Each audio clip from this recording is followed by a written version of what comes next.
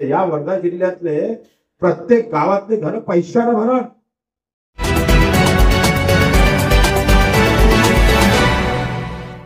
नतमस्तक होते. खरं तर ही वर्धा भूमी विनोबा भावेच्या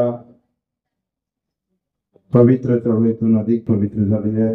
महात्मा गांधीजीचा स्पर्श झालेला आहे.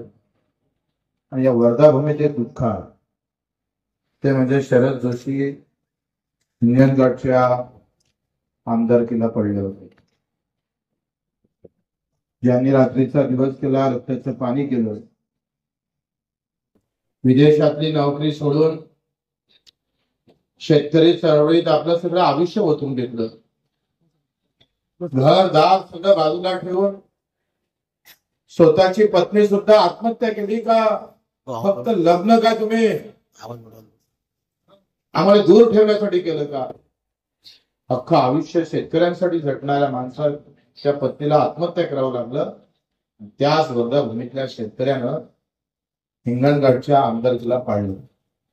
ते उल्लेख या वर्धेत आहे. त्या आम्ही किती करंट यावे थोडस लक्षात घ्या. आम्ही कसे माणसं आहोत, आम्ही कोणाला निवडून द्यायचं, कोणाला नाही निवडून द्यायचं याचं अजूनही तारतम्य आमच्यात आलं नाही.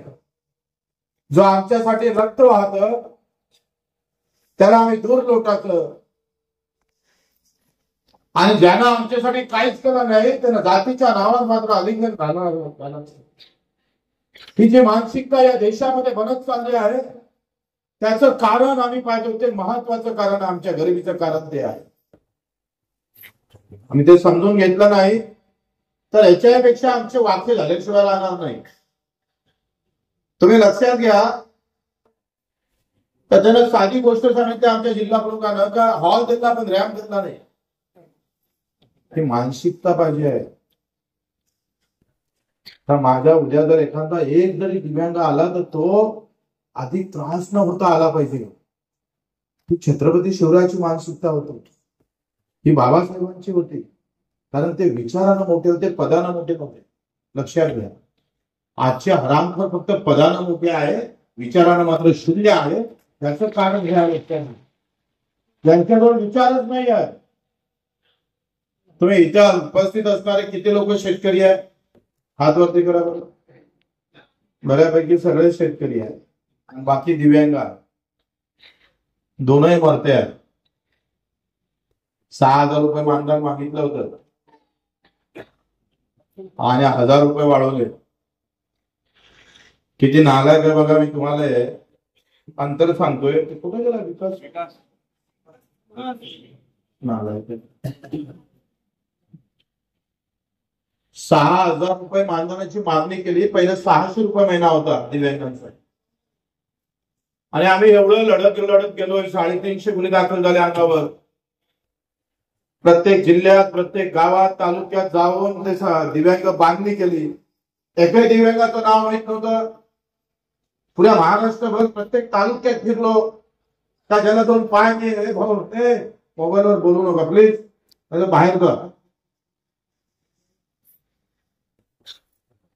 प्रत्येक तालुक्यावर फिरलोय. एका दिव्यांगाचं नाव माहित नव्हतं. त्या आमच्या पुण्याच्या एका तालुका, अपंग तालुका कार्यालय आहे, दिव्यांग कार्यालय, आयुक्ताचं ऑफिस आहे. तिथं 5-6 दिव्यांग मला भेटले आणि ते 2 दिवसापासून तिथं उपस्थित होते. त्याला आयुक्त भेटत नव्हता आणि तेवढ्यात मी तिथं गेलो. त्याला आयुक्त या दिव्यांगाला भेटत का नाही? तर त्याला असं वाटलं फालतू लोक, यांचा काय आवाज आहे, यांच्यासाठी कोण लढणार आहे? ना खासदार तुमचा, ना आमदार तुमचा, ना जिल्हा परिषद सदस्य तुमचा, ना सरपंच तुमचा. याच्यासाठी बोलणारी व्यवस्थाच निर्माण केली नाही. आणि जेव्हा आयुक्ताला पाहिल्यानंतर त्याची गाडी चालली होती आणि हाती दगड घेतला म्हणजे थांब, साऱ्या पहिले यांना भेटावं लागल, मगच तुला जावं लागल. त्यांना थांबवलं आणि पहिले त्या 5 दिवसांना त्या आयुक्ताला भेटायला लावलं आणि तिथून हे चळवळ सुरू झाली. आज महाराष्ट्रभर ही चळवळ सुरू. अपमानामुळं खरं तर हा संघर्ष सुरू झाला आणि 600 रुपये महिन्याचं वाढत 1000 झाला, 1000चा 1500 झाला. आणि 50चे आता 2,500. किती लढावं लागलं. 200 गुन्हे दाखल आहे अंगावर. अर्ध आयुष्य आता जेलातच जाणार आहे माझं. काही लोक आज ते बरं जातोय अंदर जातोय मग तिकडे तर इतकं सोपं आहे. साधा गुन्हा दाखल लागला तर झाडावर उडतो आम्ही.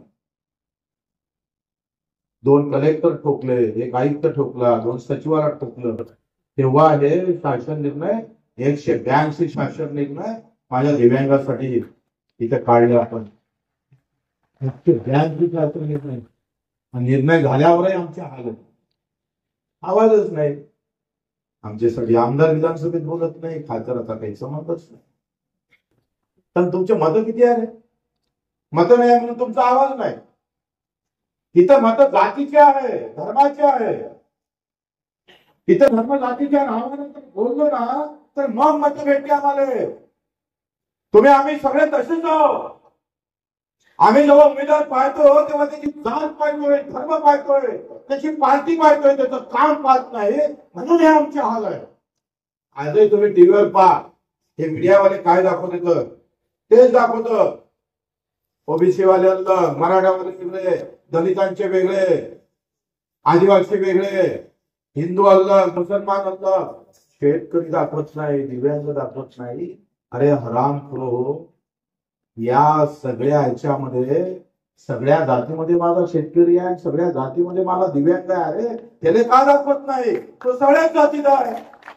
तो जयभीमवाला आहे, तो शिवरायवाला आहे, जे आम्ही पाहतो एडकोट मल्हारवाला पण आहे, सगळे त्याच्यात आहे. शेतकरी कुठल्या जातीत या सांग. सबसे ज्यादा संख्या हमारी, हम भारी है सबसे. पण भरतोय आम्ही सगळ्यात जास्त. 2,000 लोक मेले आत्महत्या करून वर्धेहून. 2,000 लोक त्याच्यावर. काही कदर नाही आम्हाला, काही परवा नाही आम्हाला. पेटून उठायचं ठरवलंच नाही आम्ही. हा जातीसाठी बाळांचे बच्चे हो आम्ही तयार आहोत. ते तुम्ही खर्चून धंदा नका सांगू. ते कापसाले भावने भेटला तरी चालत ना मला नाही. दिव्यांगाले महिना भेटला, 4-4 महिने, 6-6 महिने बिलकुल बोलत नाही. जातीचं बोलायचं, धर्माचं बोलायचं. झेंडा निळा भगवा हिरवा गुंड्याचं इकडे त्या माणुसकीचा झेंडा आणायचा नाही इकडे. गरज नाही त्याची. या देशामध्ये त्याची गरजच नाही.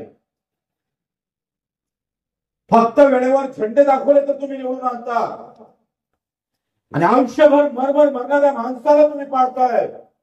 ही अवस्था आम्ही तयार केलेली. आम्हीच आमचे दोषी आहोत. दुसरा काय आमचं कुणी बालबाका करणार आहे? कारण आम्ही संख्येला एवढं भारी आहोत. जो शेतकरी जमिनीमध्ये 3 इंच नागर घातलं तो सरकारच्या डोक्यात घालायला वेळ लागतो ना, पण आम्ही एकत्र होत नाही ना. हा दोष आहे आमचा, हा दोष आहे. आम्हाला जाती पाती धर्मामध्ये व्यवस्थित गुंतवून ठेवलेला मित्र. एक निवेदन इथं माझ्याकडे आलं. हा आदिवासी आमच्या राष्ट्रपती आहेत आणि आदिवासी मिनिस्टर यवतमाळचा आहे. पोट्टे 4 आहे आणि गायच्या 3च आहेत. आता एका गादीवर दोघेले झोपायचं आहे. कसे झोपत?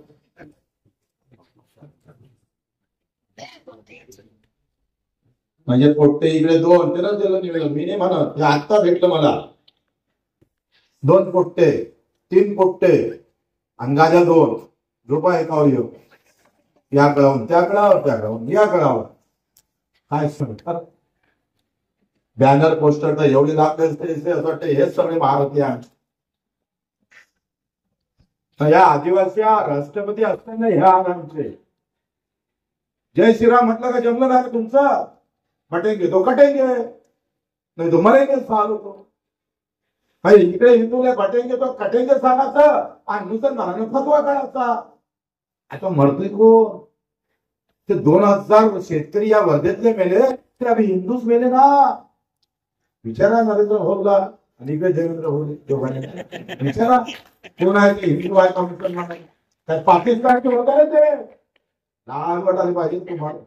थोडी तरी असंत काय नसनच लाल तर कोणाला काय वाटणार आहे? त्याला माहित आहे हे सगळी एवढी लोक हे. आता दुसरं निवेदन आहे आमची सर्व शेतकरी येणं औषध मारली रोग गेला पाहिजे म्हणून औषधीनच रोग आणला, हे ना टोले मला शिकते. म्हणजे आम्हाला एखादा डॉक्टर दुरुस्त करायला जातो, तो पाय दुरुस्त करायला जाते पण पाय तोडून वापस येते. 75 वर्षामध्ये काय बदललं? गरीबाचं असंच आहे. त्या इरविनमध्ये तुमच्या सरकारी रुग्णालयामध्ये तिकडे इरविनमध्ये पेशंट भरते होते, एका बेडवर 2 जण. एकाला ताप आला होता का डेंगूचा ताप आला होता, दुसऱ्याचा काहीतरी पायाचा प्रॉब्लेम झाला होता, ते होनोटी काय सरकली होती. यानं त्याचं औषध त्याला दिलं, याचं याला दिलं, दोघे गायब झाले. मला तुमच्या माय हे सरकार आहे आमचे. भाई और बहनो, अच्छे दिन आएंगे. आता कुठं गेले घोषणचे दिवस ते माहिती. अच्छे दिन आलात काय? हे आमचे हाल आहे. हे औषधीनं ते 12 ते आम्ही पाहतोय 150 हेक्टर जमीन सोयाबीन खलास झाली. कारण काय माहिती आहे? हे सगळ्या औषधीच्या फॅक्टऱ्या गुजरातमध्ये, नरेंद्रभाईच्या गुजरातमध्ये. आणि ह्या सगळ्या फॅक्टऱ्या बियाणं तयार करणाऱ्या, खतं तयार करणाऱ्या, तुमच्या तिकडे औषधी तयार करणाऱ्या अगरवालची तुम्ही ऐकून घ्या. त्या सगळ्या फॅक्टऱ्या गुजरातच्या आहेत. आणि हे मी सांगत नाही, सरकारी रिपोर्ट आहे. सरकारी रिपोर्ट काय आहे? सगळ्यात फर्स्ट औषधी, सगळ्यात बोगस खत जर कुठं भेटत असतं तर ते महाराष्ट्रात. गुजरातमध्ये 1% सुद्धा बोगस बियाणं भेटत नाही. भाई ने उधर बताया, अपने नरेंद्र भाई के भाई उधर पूरे महाराष्ट्र के किसान मर गए तो चलेगा, लेकिन मेरे गुजरात का किसान अच्छा रहना चाहिए. देवेंद्र भाई को पता ही, ये भाई ने उसको गुजरात में रोका दिया, लेकिन देवेंद्र भाई तो आने दो, मरने दो साले. गेला जमाल होता तुम्हाला अर्ध्या अधिक औषधी आमच्या गेल्या वाया. आणि तिथं चांगलं झालं नाही तर उलट वाईट झालं भाऊ. ते सांगता सांगता आमचं आयुष्य गारद होईल, पण तुम्ही सुधारणार नाही रे. अरे विकास कुठे गेला ते आणलं. हा मित्र, आता आमचे कसे वाढले पगार. आमचे आमदार तुम्ही त्याला निवडून देतो ना, त्याचे 2010 मध्ये 75,000 रुपये महिना होता. किती बदल जाय? 75,000. पहिल्यापेक्षा 70% वाढला. ज्याला तुम्ही मतं मानता का, त्याचा पगार 5 तारखेच्या आत भेटते. आणि तुम्हाला चक्रा मारता मारता मेल्यावर भेटला तर भेटला. जय श्रीराम, जमा नाही तर जय भीम. झालं तुमचं, भरलं पोट. अरे म्हणाले ते, पण प्रभू रामचंद्र हनुमानजीनं हृदयात ठेवले होते, मुंह में नहीं थे. हमारे प्रभु रामचंद्र हमारे हृदय में है, मुंह में तुम्हारे है, खाली होट के लिए. आता पाहतोय 2010 मध्ये 44,000, 75,000 होता आमदारांचा पगार.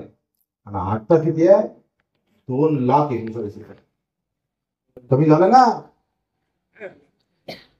आणि हा आमदार खासदार पहिला आम्ही केला. आमच्या मताशिवाय कोणी खासदार आमदार होत नाही. पगार साले यांचे वाढले आणि आमचे पगार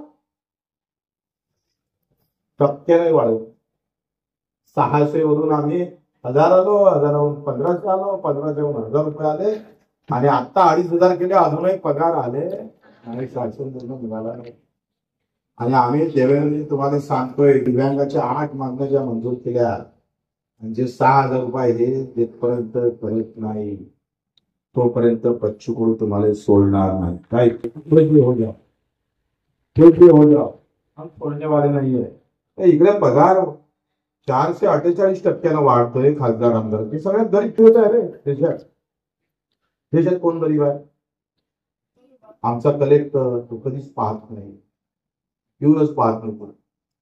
तो देशातले सगळ्यात गरीब वर्ग आहे. कलेक्टर, तहसीलदार, आमदार, खासदार, त्याच्या सगळ्या सुविधा. हे जर बिमार पडले भाऊ तर यांना 2-2, 3-3 कोटीपर्यंत खर्च भेटतो. तुम्ही बिमार पडले तर 5 लाख भेटले तर भेटले नाही. 5 लाख मग तिथे काय आम्हाला नको सांग, तिथे मार्ग काही कर, आम्हाला सांगायची गरज नाही. मग हा ते देशातले नागरिक आम्ही नाही आहे. बाबासाहेब आंबेडकरांनी याच्यासाठी घटना लिहिली होती, या विषमतेसाठी लिहिली होती. ते सगळं आम्ही पाहतोय. तुम्हाला सांगतोय, कापसाचे आयात कर 11% कमी केले. किती टक्क्यानं? फायदा होणार का आपल्या वर्ध्याच्या शेतकऱ्याचा? नाही फायदा. काय बरं? 11% आयात कर कमी केलंय. कापूस आता अमेरिकेतला सध्या तरी आम्ही सांगतोय 113 लाख गाठी आलेले आहे आणि डिसेंबर पर्यंत मुदत वाढवली. डिसेंबर पर्यंत अधिक मुदत वाढवली. त्या हॉलचे जो 11,000 एसएसआय दिले होते ना पैसे, त्या हरामखोराचे वापस जे नगरपालिकेकडून 23,000 अर्धे वापस घेऊन तो जिल्हा प्रमुख राहणार नाही. मार कार काही कर चालेल, त्याचे पैसे वापस घेतले पाहिजे आणि पैसे त्याच्यासहित घेतले. एवढ्या लोकांवर अन्याय करत असून हे नगरपालिका नगर त्याचे आहे का इकडे? हा प्रशासक आहे. एकाच माणसाला खा आता. जो बीजेपीचा आमदार सांगेल पालकमंत्री तिथंच करतो. मुद्दाहून निवडणुका घेत नाही. निवडणुका घेतल्या तर दुसरे आले तर मग बरं तुम्ही आम्हाला वरतून खालीपर्यंत आम्हीच पाहिजे हो, दुसरं पाहिजेच नाही. आता आम्ही पाहिजे 11% आयात कर कमी केला. 11% आयात कर कमी केल्याबरोबर आमचे नरेंद्र भाई नाही का 56 इंच छातीवाले, आपले नरेंद्र भाऊ मोदी 56 इंच छाती थी. ट्रम्प ने उधर आदेश दे दिया. ट्रम्प ने क्या बोला, भाई तुम हमको कुछ मत बताओ, मेरा कपास लेना पड़े, मेरा कपास लेना पड़े. अपने नरेंद्र भाई बोले वो तो साला बहुत प्रॉब्लम हो जाएगा, पहले तो किसान हमारे प्रॉब्लम में आ चुके, तो बाकी बात नहीं करने का. ट्रम्प साहब ने फिर से एक फोन लगाया और मोदी जी को धमकी दे, और मोदी जी ने बोला कुछ हरकत नहीं, ज्यादा ज्यादा मेरा कपास उत्पादक किसान ही मरने वाला है, क्या फर्क गिरने वाला है. और सीधा आयात शुल्क कम कर दिए. ते ऑक्टोबर पर्यंत होते. पुन्हा फोन केला 56 इंच वाला मोदी साहब आओ आपको सब कपास लेके आओ. लूटा हमारे हिंदुस्तान के और लूटो. काय भाव घेतला माहिती कापूस माहिती आहे का तुम्हाला? 23,000 रुपये क्विंटल ना. आमचा कापूस 7,000 रुपये क्विंटल.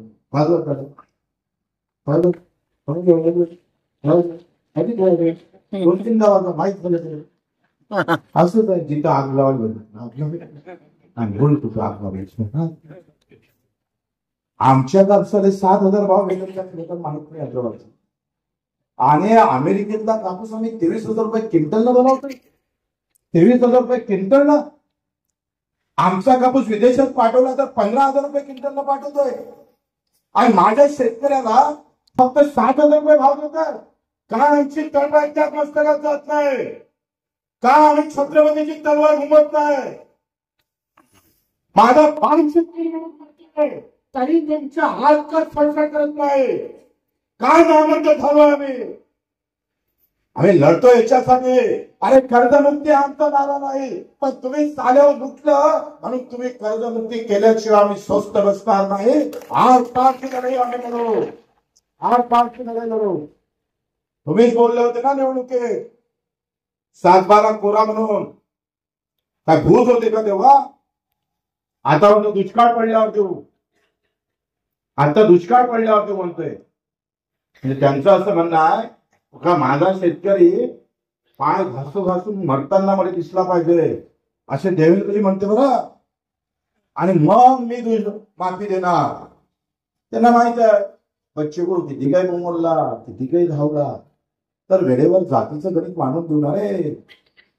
दलितांना जय भीमाचं सांगू, इतरांना जय शिवराय सांगू, उरलेल्या जय श्रीरामात गुणावून काढू. जेवढं तुमचं उतारा निघाला तुमचा. चढतच नाही तुम्हाला. जाती धर्माच्या नावाला चढतच नाही. माझा शेतकरी सगळ्यात मोठी धर्मात आहे. कष्ट करतं, रक्ताचं पाणी करतं, त्याच्यासाठी पेटून उठणारी अवलाद सापडत नाही. पुऱ्या महाराष्ट्रामध्ये शेतकऱ्यासाठी बोलणारे माणसं तरी शिल्लक आहेत. सगळे संपवतात, सगळे संपतात. 7 दिवस उपोषणावर बसलो, 8 दिवस पाहिजे चाललो. आता 600 सभा घेतले, पण लोक फक्त टाळ्या वाजवतात, मात्र आंदोलनात सहभागी होत नाही. कसं होणार आहे?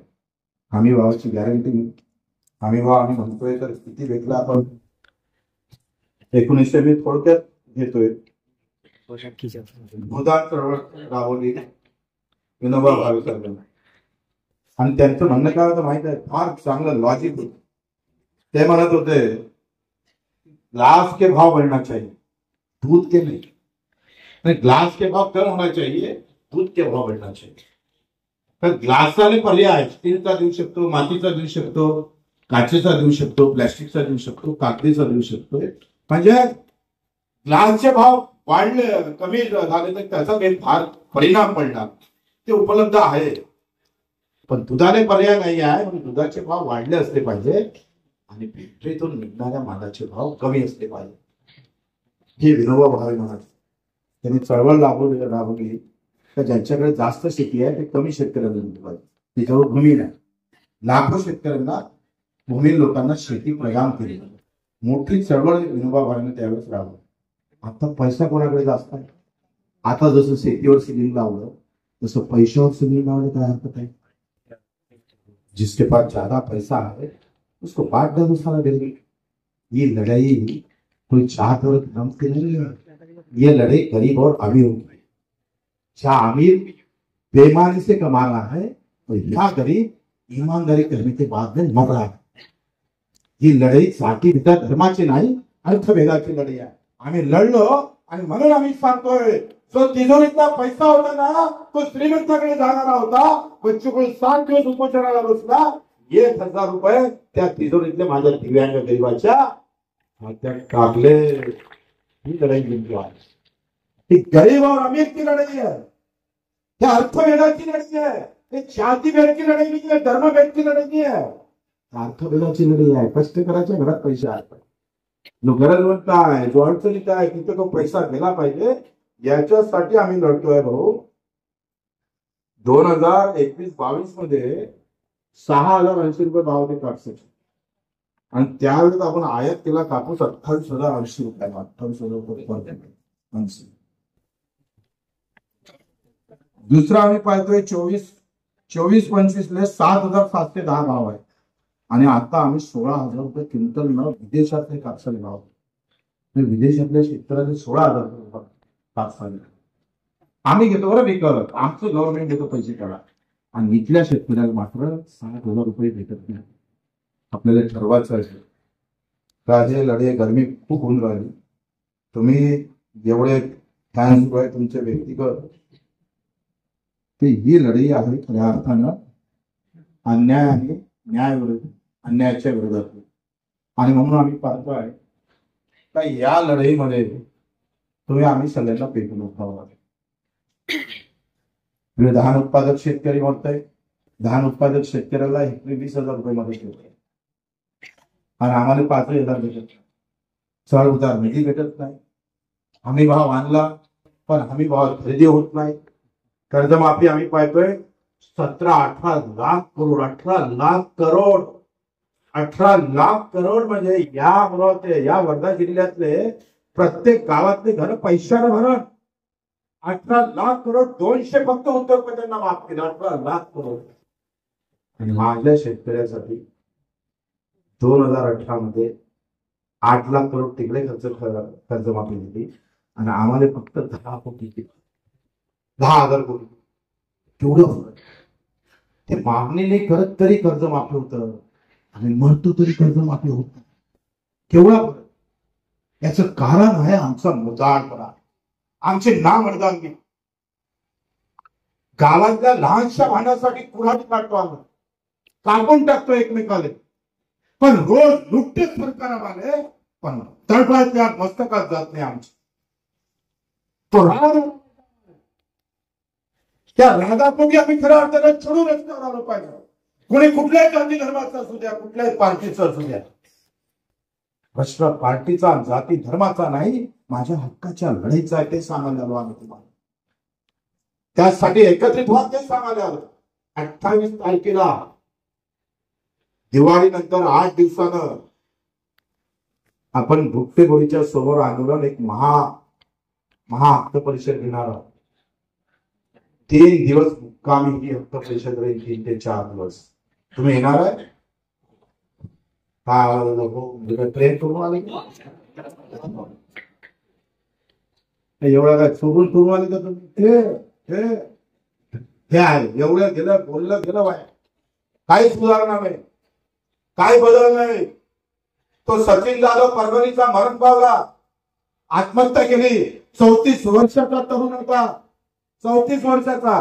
सोयाबीन पिकवली, 3400 रुपये पिकवावं लागली आणि 3400 अर्धे पैसे त्यात व्यापाऱ्याने दिले, अर्धे दिले नाही. काय म्हणा होऊन तरी पाहून घे, पैसे भेटत नाही. पहिलेच 5000ची सोयाबीन 3400 1500 रुपये कमी भावानं विकावं लागली, 1600 रुपये कमी भावानं. आणि व्यापाऱ्यांना अर्धे पैसे दिले नाही. तो पोलीस स्टेशन मध्ये गेला. ठाणेदार म्हणे वो बडा व्यापारी है, वो सच बोलता होगा, आप झूठ बोल रहा है. पैसे कोण ठाणेदार बदलला, आमदाराकडे गेला, फोन करायला तयार नाही. तुमचे व्यक्तिगत भांडणं आहे, आम्ही त्याच्यात कशाला पाडतो. संताप आला, हताश झाला आणि येता येता पॉयझन घेतलं आणि आत्महत्या केली. त्याची पत्नी 7 महिन्याची गर्भवती, 7 महिन्याची. पोटात बाळ होतं ते 7 महिन्याचं. लग्न झाल्यानंतर 5व्या वर्षी बाळ झालं. हा दुःख आहे बघा. तर नवरा मेला म्हणून तिने आत्महत्या. 3 जोगे. त्या गावामध्ये ना संताप होता, ना राग होता, ना झेंडे काळे होते, ना हिरवे होते, ना पिवळे होते. सगळे खुश, सगळे बरोबर. हा सचिन जाधव जातीच्या नावाने मेला असता मग दंड लागेल. सरकारच्या व्यवस्थेनं मागला, बोलायला तयार नाही तुम्ही लोक. बरेच लोक म्हणते आमच्या पार्टीचं सरकार आहे, बच्चे भाऊ बोलू नका. ह्या पार्टीचं सरकार आहे, पण मला माय बाप शेतकरी महत्वाचा आहे, मला सरकार महत्वाचं आहे. क्रांती मानता माझ्या शेतकरी असेल, दिव्यांग असेल, मुंपाळ असेल, यासाठी शेवटच्या क्षणापर्यंत. पण 28 ते तुम्हाला सगळ्या सोयीनं तुम्हाला यावं लागेल. शेवटची लढाई लढतोय आपण. तुम्ही नाही आले, निवडणुकीत पाळलं तुम्ही आम्हाला, परवानगी आम्हाला. लोक म्हणे विधानसभेत आमचा आवाज होता, आम्ही त्यांना सांगितलं काही लोकांना, भाजपाच्या काही नेत्यांनी व्यवस्थित षडयंत्र केलं, पैसा वाटप झाला, आम्ही पडलो, परवानगी आम्हाला. गिरता वही है जो रुकता, और बच्चों को रुकने वाला नहीं, जब तक जिंदा हम रुकने वाला नहीं. त्यांनी विधानसभेत पाडलं असं तर या ग्रामसभेतून, गावागावातून त्या विधानसभेपर्यंत आवाज नेल्याशिवाय राहणार. पुरा महाराष्ट्र पायाखाली करू, रात्रीचा दिवस करू, दिवसाची रात्र करू. तुमच्या हार सत्कार शाली घालण्यासाठी नाही आलो आम्ही, ही नेकरीची लढाई लढासाठी आलोय. आणि तुमच्या बाजूचा मंत्री तुमच्या बाजूने बोलायला तयार, तुमचा आमदार खासदार बोलायला तयार. आणि सगळे चूप राहिले तर माझ्या हाती मरणाशिवाय काही नाही. त्या गरीब कष्ट करणाऱ्याचं जीवन सुखी झालं पाहिजे. माझा शेतकरी दिव्यांग सुद्धा खुशीनं लहरला पाहिजे. त्याच्या घरी आम्ही पाहिजे घर चांगलं झालं पाहिजे, तोय मागणी जाणं सत्ता आलं पाहिजे, त्यालाही गाडी असली पाहिजे, त्याचंही पोरगं MBBS झालं पाहिजे, त्याची दिवाळी चांगली झाली पाहिजे. या आनंदासाठी ही लढाई आहे आणि ही हक्काची आहे, बेमानीचं नाही आहे. आम्ही बेमानीचा एक खडकू घेणार नाही, पण इमानदारीचा कोणी घेत असेल ना तर मात असतं हात तोडल्याशिवाय होणार. ते भूमिका आम्हाला दिला, त्या भूमिका आम्हाला मिळवणार, घेतपर्यंत याच्यासाठी तयार होणार नाही. इथं असणाऱ्या लोकांना 10 लोक जमा केले तर मी सांगतो लढाई जिंकू शकतो. प्रत्येकानं 10 लोक 28 तारखेला 12-1 वाजेपर्यंत शिदोऱ्या गिदोऱ्या घेऊन जे जे गाडी असेल त्या गाडीने घेऊन भुकटेगुरीच्या तिथल्या जवळपास एक स्थळ आपण निश्चित करू आणि तिथं 8 दिवसाच्या आपला हक्क परिषद 8 दिवस चालवायला लागेल. घरी जायचं नाव करू नका. जरांगे जर मुंबईत जाऊन आंदोलन करतोय तर आपण नागपुरात जाऊ, देवेंद्र भाईच्या गावात कसं स्वागत करतो तर तो येतो. गावात जाणे म्हणजे त्यांच्या गावात जाऊन हे आमचं दुःख मांडणार आम्ही. आम्ही विनाकारण मांडत नाही. अरे इथं जगणंच कठीण झालं, मरता येत नाही म्हणून जगते आमची माणसं, अशी अवस्था झाली. 35-25 आम्ही पाहतोय, 75-80 वर्षामध्ये अजूनही घर नशिबी आलं नाही. 2022 पर्यंत मोदीजी म्हणे सबको घर मिल जाने वाला आहे. त्याच्यात आम्ही लढलो म्हणून बरं झालं. तर महाराष्ट्रात फरक पडला. पंतप्रधान आवास योजना शहरासाठी 2,50,000 होते. मी विधानसभेत बोललोय. अरे ते सत्यमेव जयते लिहिला अध्यक्ष महोदय, त्यातलं जरी भान ठेवा. आजूबाजूला छत्रपती बाबासाहेब आंबेडकर, इकडल्या बाजूने महात्मा ज्योतिबा फुले, महात्मा गांधींचे पोस्टर लागले. अध्यक्ष महोदय शहर वाल्याला 2.5 लाख देता, गाव वाल्याला 1.25 लाख का देता आहे, असा बोलणारा महाराष्ट्रातला बच्चू कडू तुमच्यासाठी टकरत होता. लक्षात घ्या. ते बोललंच नाही तर 8 दिवस उपोषण केलं, तो मुद्दा आम्ही त्याच्यात घेतला. आता सरकार पणावलं, शासन निर्णय काढला, त्याच्यात 50,000चा कट मारला. शहराला 2.5 लाखाचं घर आणि गावाला 2 लाखाचं घर करून केलं. ही लढाई पैसों की आहे, पैसों की लढाई. आम्ही लढलो म्हणून माझ्या गावातल्या माणसाला 50,000 वाढवून भेटतो. हाच आनंद आहे. तो कष्ट करना, ये भेदभाव जात पात धर्म का आपको बताते. भेदभाव तर भाऊ बेमानीनं जगणारे लोक आणि ईमानदारीनं जगणारे लोक. हा भेदभाव लपवायचा आहे. गरीब और अमीर की लढाई, ही लढाई मोठी करायची. तुमची तयारी आहे? हात वरते करा. तयारी आहे समजायची? पक्का येणार आहे? बोल जय जवान.